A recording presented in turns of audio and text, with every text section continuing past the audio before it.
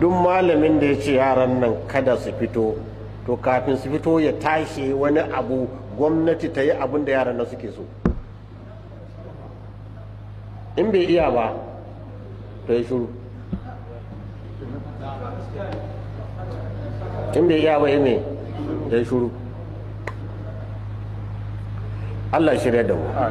A yanzu haka da yi kawunan malamai ya rabu biyu dangane da halaccin zanga-zanga ko kuma haramcinta, kamar yadda za mu saka muku bidiyon waɗansu daga cikin malamai a arewacin Najeriya wanda suka fara bayyana ra'ayinsu tare da tsaida matsaya dangane da wannan zanga-zanga da za a fita. Kamar dai yadda kuka sani, ana shirya wata gagarumar zanga-zanga wacce za ta tashi hankalin ƙasa baki ɗaya, a yayin da waɗansu malamai suka fito suna cewa zanga-zanga haramun ce a addinin musulunci, sai dai mabiya da talakawa akasarinsu sun ce a wannan karan ba za su yi wa malamai biyayya ba, domin har yanzu faɗar haramcinta kawai suke ba tare da aya ko hadisi ba. To sai dai a gefe guda waɗansu malamai sun fara fitowa inda suke cewa babu inda zanga-zanga ta haramta a addinin musulunci, kamar yadda za mu saka muku ku kalla a cikin faifan bidiyon da wannan shehin malami ya wallafa a shafinsa na sada zumuntar TikTok kamar haka.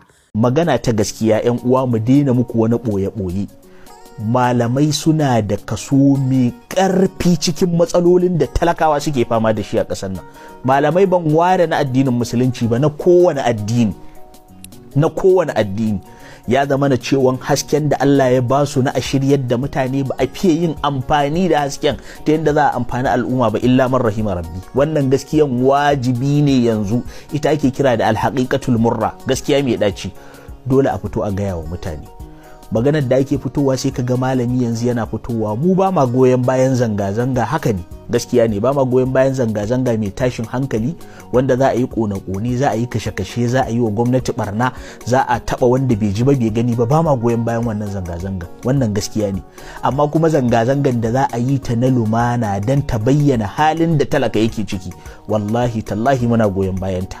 Wanda za a yi ta cikin kwanciyar hankali, ba fada, ba kashe-kashe, ba kone-kone, ba ta da hankali, wannan muna bayan ta tsakani da Allah. Wannan shine magana ta gaskiya. Sai ka ga malamai suna fitowa, addinin musulunci bai da zanga-zanga ba, ina ka gani? Kawo aya, kawo hadisi.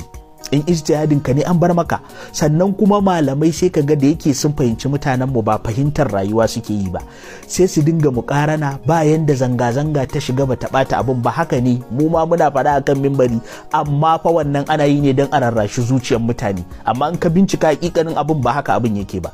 Idan ka ɗauki zanga-zangan da kowa zai bada misali, Rabiul Arabi ne, zanga-zangan da aka fara yin shi a kasashen Larabawa, wanda wannan zanga-zangan ya barke ne a ƙasar Tunusiya ƙarshen 2010 farkon 2011.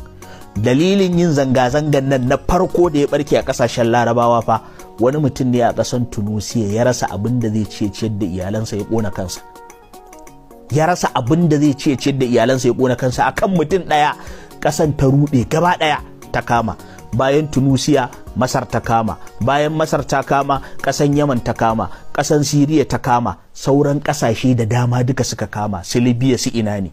To idan an taso sai a ce duk yanda zanga-zanga ta shiga tana ƙona shi, ba gaskiya bane suke gaya muku. Akwai guraren da an yi zanga-zangan an samu nasara, kuma zanga-zangan ta haifar da abu mai kyau. Ƙasan Tunusiya da aka fara zanga-zangan, me ya babbake ta? Ba abin da ya babbake ta, tana nan ta ci gaba. Kuma an kori shugaban ƙasan Zainul Abidin saboda bi Aliyu Zainul Abidin bai yi wa mutane adalci ba. Haka ne, ƙasan Masar an sauke Husni Mubarak, ƙasan Masar ta babbake? Ba ta babbake ba, tun da aka sauke shi kuma aka samu ci gaba. To ƙasashen da zaka ce wanda zanga-zangan ta yi illa shine zaka iya cewa ƙasan Siriya, ƙasan Libya, ƙasan Yaman. To amma alal aƙalli su ma zaka samu shugabannin azzaluman shugabannin dukkansu sun tafi. Husni Mubarak a Misra ya tafi. Abdallah wane ne, Salih Abdallah a ƙasan Yaman, shi ma zaka samu ya tafi. Bashar al-Assad ne na ƙasan Siriya, shi kadai yake nan. To kuma ƴan uwa ku ji da kyau, wallahi waɗannan ƙasashe uku ɗin a lokacin da suka fito suke wannan zanga-zangar suke nema wa kansu yanci, suna cikin jin daɗi. Wato idan an yi kwamfiyarin ɗinsu da mu a yanzu, halin da ya sa su suka yi zanga-zanga, to mu muna burin ko da 1% wannan halin mu samu a Najeriya. 1/100 wannan halin muna kwaɗayin mu same shi a Najeriya, amma wannan halin ya sa su suka yi zanga-zanga. Wannan ƙasan fi sabilillahi wa rasulihi, malamai ku fito ku tausaya wa mutane, ku rage ɗan ƙima ku da darajar ku da ya rage a idan mutane. Kar a dinga fitowa mu zo muna karanta ayoyin Allah ana cewa ƙarya ne ya jawo son ra'ayinsa. A gaya wa mutane gaskiya fi sabilillahi wa rasulihi. An shiga cikin wani irin hali a tausayawa al'umman annabi suna cikin wani irin hali. Yau abin da muke ji a makwabta a wasu garuruwa ta yadda za a ce ga mutum nan wai yana cin ganyen bishiya. Yau dan Najeriya ne zaka je ka ga wani guri suna cin ganyen tafasa, suna cin ganyen bishiya suna tsinkuwa. Wannan wani irin bala'i ne.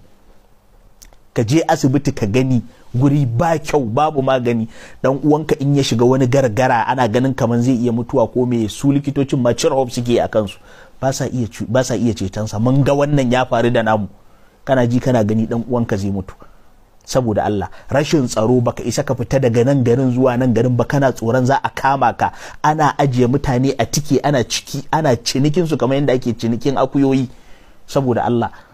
Kuma babban matsalan shugabannin Najeriya shine duk shugaban da ya hau kan shugabanci, yana hawa kan shugabanci, abin da zai fara yi shine na canza kaza, na cire tallafi kaza, na cire tallafi kaza. Kaman kai kake da iko da mutane sun zaɓe ka kai abin da suke so ne, ko sun zaɓe ka kai abin da kake so? Ku yi wa mutane abin da suke so. Da ga kasashen Larabawa ba ku daina comparing da su kwata.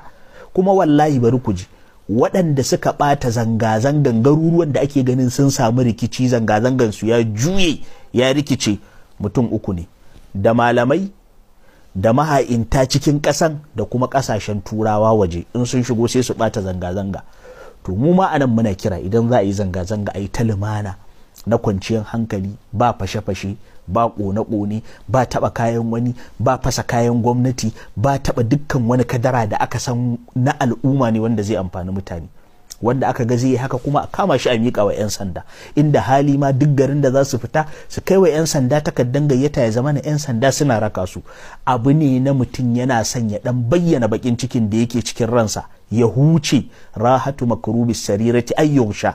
In mutum ya zama ya tara baƙin ciki bai bayyana ba sai ya mutu. Da haka ku yi wa mutane jawabi, malamai ku fito ku yi magana akan zanga-zangan nan, ku shiryar da mutane yadda za su yi cikin kwanciyar hankali, ba ku fito kuna nuna